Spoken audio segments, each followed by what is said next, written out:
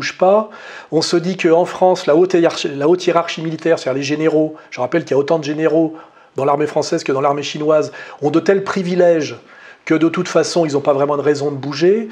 On sait aussi que depuis, c'est la conséquence de l'affaire Dreyfus, il y a un plafond de verre maçonnique qui fait qu'au-dessus du grade de capitaine ou du lieutenant-colonel, pratiquement tous les cadres de l'armée française, les généraux, sont membres de la franc-maçonnerie, sont souvent des anticatholiques, souvent liés à l'OTAN, c'est-à-dire à des instances supranationales, et ont accompagné l'effondrement de la France sans broncher depuis des décennies, en toujours d'ailleurs se prononçant, chaque fois qu'il le pouvait, contre Jean-Marie Le Pen et le Front National, qui a quand même annoncé toute la catastrophe dans laquelle nous sommes aujourd'hui, et qui d'ailleurs aujourd'hui est reprise par Zemmour, avec des gens qui s'extasient, alors que Zemmour ne fait que dire au moment où ça devient dangereux, ce que Le Pen disait à l'époque où c'était préventif et nécessaire. Hein, voilà, donc j'aimerais bien que cette nouvelle droite, je dirais décomplexée, rende hommage à Jean-Marie Le Pen pour sa prescience, sa vision. Or, je vois qu'ils ne le font jamais, hein, ça c'est important.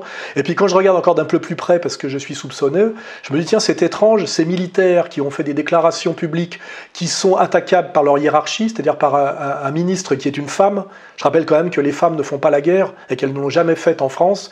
Et il est quand même étrange que le ministre des Armées soit une femme.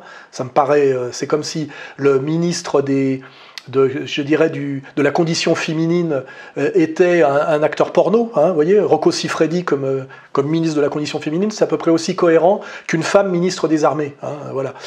Voilà, donc ça quand même, c'est que tout ça, c'est quand même des symboles, je dirais, de mépris, de destruction, assez évident. Et je vois que c'est donc ces militaires qui sont attaqués par leur ministre de tutelle, ce qui est assez amusant d'ailleurs, une femme. Je vois qu'ils prennent un avocat pour se défendre. Et quel avocat prennent-ils? Un avocat franco-israélien qui s'appelle Maître Golnadel, qui par ailleurs est le président de l'association Avocats sans frontières, qui envoie au tribunal tous les patriotes, dont moi, dont Hervé Ryssen, pour les faire condamner. Donc là, on est dans une duplicité très visible.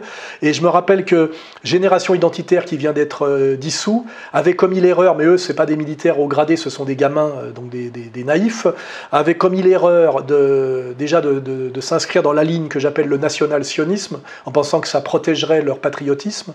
Donc ils ont peut-être compris qu'ils n'avaient pas tout compris. Et ils avaient également pris comme avocat Maître William Golnadel, hein, c'est-à-dire un juif sioniste militant binational, membre du Likoud, et que ces militaires, pour affirmer leur patriotisme et leur désir de redresser la France, prennent comme avocat un avocat israélien. Hein, quand on sait ce qui s'est passé en France depuis l'éviction du général de Gaulle pour son discours de novembre 67, on se dit que ça pue et que c'est pas très bon signe. Voilà.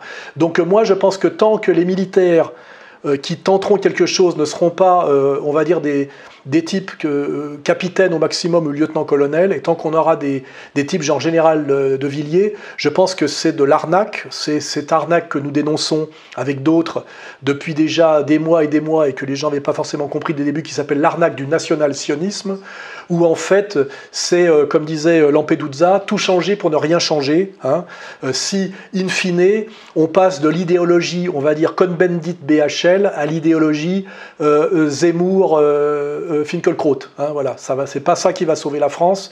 On passe quand même des mêmes aux mêmes, hein, pour ceux qui m'ont bien compris. Voilà.